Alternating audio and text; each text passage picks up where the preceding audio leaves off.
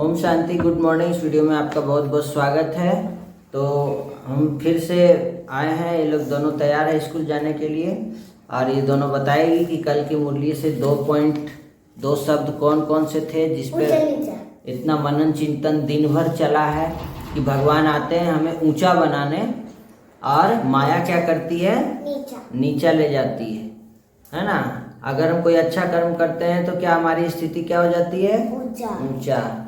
इसीलिए देवियों के मंदिर कहाँ बनाए जाते हैं, ऊंचे स्थान पर, मतलब ऊंची स्थिति का वो प्रतीक है।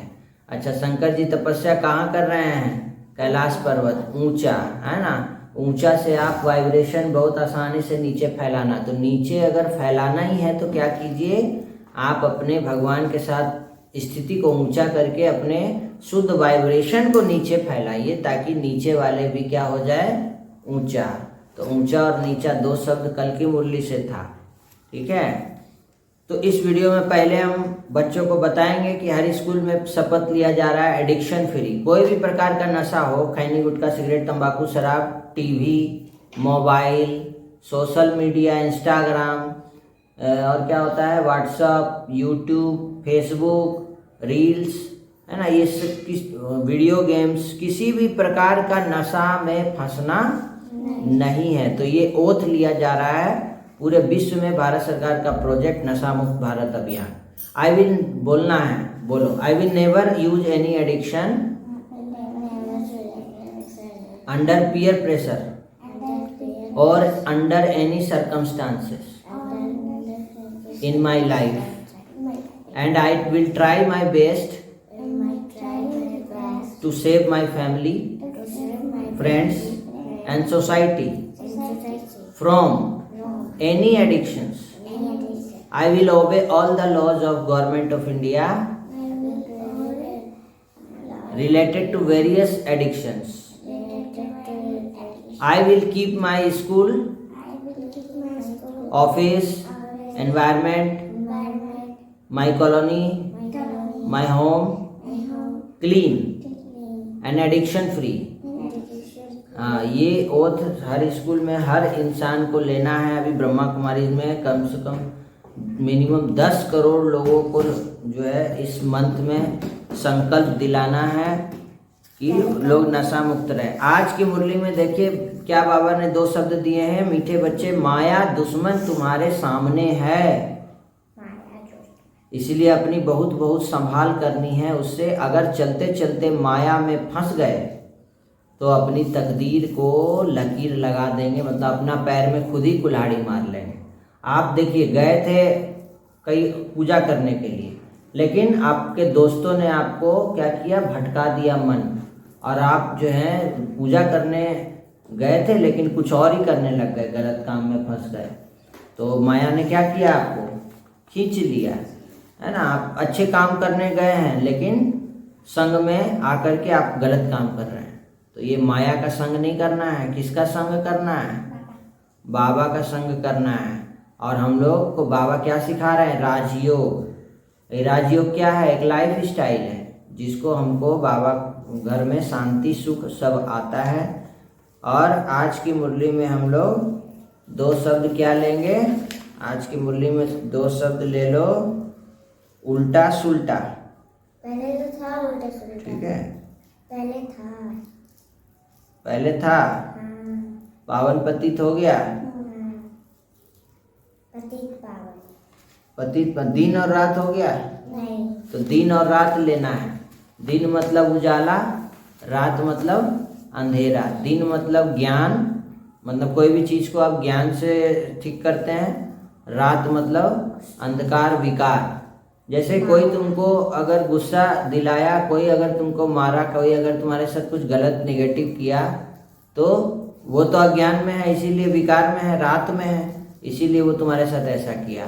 लेकिन अब तुमको क्या करना है, तुम तो दिन में है, तुम तो शांति के फरिश्ते हो, शांति के दूत हो। तो तुमको क्या करना है, उस खुद भी शांत रह के उसको भी रात से दिन में ले आना है। समझ में आया। कोई उल्टा पुल्टा करे तो उसे बुरा नहीं मानना है, नाराज नहीं होना है, रूसना नहीं है, बस उसको प्यार से युक्ति से उसको विशेषता बताओ। क्या बताओ, आप बहुत अच्छे हैं, आप बहुत अच्छे हैं। खाली कुछ नहीं आता है तो इतना ही बोल दो, आप बहुत अच्छे हैं, आप बहुत अच्छे हैं, आप बहुत अच्छे हैं। बाबा तो हमको बहुत सारा याद दिलाते हैं। आप शांत स्वरूप हैं, पवित्र स्वरूप हैं, सुख स्वरूप हैं, आनंद स्वरूप हैं। आप विश्व की देवकुल की आत्मा है, सतयुगी सूर्यवंशी आत्मा है, आप पुण्य आत्मा है, आप भाग्यशाली आत्मा, पद्मा पदम भाग्यशाली हैं। आप ऐसे नीचा काम करेंगे तो दुनिया आपको देख करके भी क्या करेगी, आपसे सीख जाएगी। तो आपको अच्छा कर्म करना है ताकि आपको देख करके दुनिया भी क्या करे, अच्छा काम करे। ठीक है, तो दिन रात। आज का कहानी है सेवा धर्म ही असली भक्ति है। क्या बोला? कहानी का शीर्षक सेवा धर्म ही असली भक्ति है। सुनो कहानी। एक नगर में बहुत धनवान सेठ रहता था। वह बहुत फैक्ट्रियों का स्वामी था। वह सायंकाल अचानक उसे बहुत बेचैनी होने लगा। डॉक्टर को बुलाया गया, सारी जांचें करवा ली, परंतु कुछ भी नहीं निकला। उसकी बेचैनी बढ़ती चली गई। उसकी समझ में नहीं आ रहा था कि ये क्या हो रहा है। रात्रि हुई, नींद की गोलियां भी खा ली, पर नींद ना आने को तैयार और ना ही बेचैनी कम होने का नाम ले। ना नींद आ रहा है, ना बेचैनी कम हो रहा है। वो रात्रि को उठकर 3 बजे घर के बगीचे में घूमने लगा। घूमते घूमते उसे लगा कि बाहर थोड़ी शांति है, तो वह बाहर सड़क पर पैदल निकल पड़ा। चलते चलते हजारों विचार मन में चल रहे थे कि अब वो घर से बहुत दूर निकल आया था और थकान की वजह से एक चबूतरे पर बैठ गया। उसे थोड़ी शांति मिली तो वह आराम से बैठ गया। इतने में एक कुत्ता आया और उसकी चप्पल उठाकर ले गया। सेठ ने देखा तो वह दूसरी चप्पल उठाकर कुत्ते के पीछे भागा। कुत्ता पास ही बनी झोपड़ी में घुस गया। सेठ जी भी उसके पीछे था। सेठ को नजदीक आता देखकर कुत्ते ने चप्पल वहीं छोड़ दी और चला गया। सेठ ने चैन की सांस ली और अपनी चप्पल पहनने लगा। इतने में उसे किसी के रोने की आवाज़ सुनाई दी और वह नज़दीक गया तो आवाज़ एक झोपड़ी से आ रही थी। उसने उस झोपड़ी के फटे हुए बोरे में झांक कर देखा तो वहाँ एक औरत फटे हाल में मैली सी चादर पर दीवार से सटकर रो रही थी और ये बोल रही है कि हे भगवान मेरी सहायता करो, और रोती जा रही है। सेठ के मन में आया कि यहाँ से चले जाओ, कहीं कोई गलत ना सोच ले। वो थोड़ा आगे बढ़ा तो उसके दिल में विचार आया, आखिर वो औरत क्यों रो रही है, उसको क्या समस्या है। और उसने अपने दिल की सुनी और वहाँ जाकर द्वार खटखटाया। ठीक है, और उस औरत ने द्वार खोला और सेठ को देखकर घबरा गई।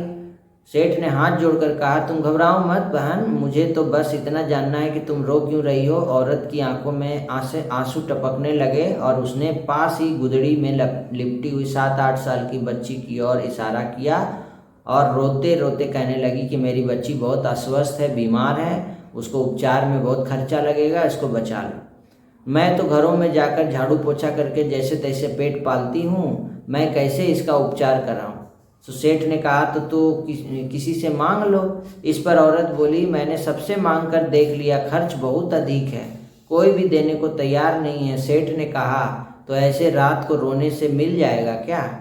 औरत ने कहा, कल एक संत यहाँ से गुजर रहे थे तो मैंने उनको मेरी समस्या बताई तो उन्होंने कहा, बेटा तुम सुबह 4 बजे उठकर अपने ईश्वर से मांगो, आसन बिछाकर बैठ जाओ और रो रो कर गिड़गिड़ा कर उससे सहायता मांगो। वो सबकी सुनता है, तुम्हारी भी सुनेगा। मेरे पास इसके सिवाय और कोई चारा नहीं था, इसलिए मैं उससे मांग रही थी। और बहुत ज़ोर से रोने लगी। ये सब सुनकर सेठ का दिल पिघल गया और उसने तुरंत फ़ोन लगाकर एम्बुलेंस बुलवाई और उस लड़की को एडमिट करवा दिया। डॉक्टर ने 1.5 लाख का खर्चा बताया तो सेठ ने उसकी जवाबदारी अपने ऊपर ले ली और इसका इलाज करवाया। उस औरत को अपने यहाँ नौकरी देकर अपने बंगले के सर्वेंट क्वार्टर में जगह दी और उस लड़की की पढ़ाई का जिम्मा भी ले लिया। सेठ कर्म प्रधान था पर नास्तिक था। अब उसके मन में सैकड़ों सवाल चल रहे थे, क्योंकि उसकी बेचैनी तो उस वक्त ही ख़त्म हो गई थी जब उसने एम्बुलेंस को बुलवाया था। और वह यह सोच रहा था कि आखिर कौन सी ताकत है जो मुझे वहाँ तक खींच कर ले गई। क्या यही ईश्वर है? और यदि ये ईश्वर है तो सारा संसार आपस में धर्म जात पात के लिए क्यों लड़ रहा है? क्योंकि ना मैंने उस औरत की जात पूछी, ना ही ईश्वर ने जात पात देखी। बस ईश्वर ने तो उसका दर्द देखा और मुझे इतना घुमाकर उस तक पहुंचा दिया। अब सेठ समझ चुका था कि कर्म के साथ सेवा भी कितनी जरूरी है। क्योंकि इतनी शांति उसे जीवन में कभी नहीं मिली थी जितनी शांति आज मिल रही थी। तो प्यारे भाइयों बहनों, बच्चों, मीठे बच्चों, क्या सीख मिला आपको कहानी से? मानव और प्राणी मात्र की सेवा का धर्म ही असली भक्ति है। यदि ईश्वर की कृपा पाना चाहते हो तो मानव धर्म अपना लो और समय समय पर उन सब की सहायता करो जो लाचार हैं, बेबस हैं, क्योंकि ईश्वर उन्हीं के आस पास ही रहता है। ओम शांति। ये कहानी से आपको क्या सीख मिला? आपको बहुत सुंदर सीख मिला होगा कि हमें दूसरों की मदद जरूर करनी चाहिए। भले वो सेठ जी नास्तिक थे, लेकिन भगवान ने उनको यूज किया। नास्तिक थे तो भी भगवान ने उनको यूज किया और उनको जैसे तैसे वहाँ तक पहुँचा दिया जहाँ वो रो रही थी औरत, और उसकी मदद भगवान ने सेठ जी के माध्यम से करवाई। सेठ जी को भी शांति मिल गई और उसकी भी तबीयत ठीक हो गई, उसको नौकरी मिल गई, उसका जो है लाइफ स्टाइल ठीक हो गया, ऊंचा हो गया। तो क्या सीख मिला आज की मुरली से? 2 शब्द कौन कौन से हैं? दिन रात, है ना। लिस्ट बनाएंगे कौन कौन सा कर्म हम लोग दिन वाला करते हैं, कौन कौन सा रात वाला। रात मतलब होता है विकार, अंधकार, और दिन मतलब होता है ज्ञान, सद्गति, सच्चा ज्ञान। ये दोनों की लिस्ट बनाएंगे 1 पेज। सभी बच्चे जो भी सुन रहे हैं, ये स्कूल की पढ़ाई के साथ साथ ये एक छोटा सा क्लास है जिसमें हम आध्यात्मिक रूप से सशक्त होते हैं, मजबूत होते हैं। अपनी आत्मा का ये पढ़ाई है, ये आत्मा का इलाज है।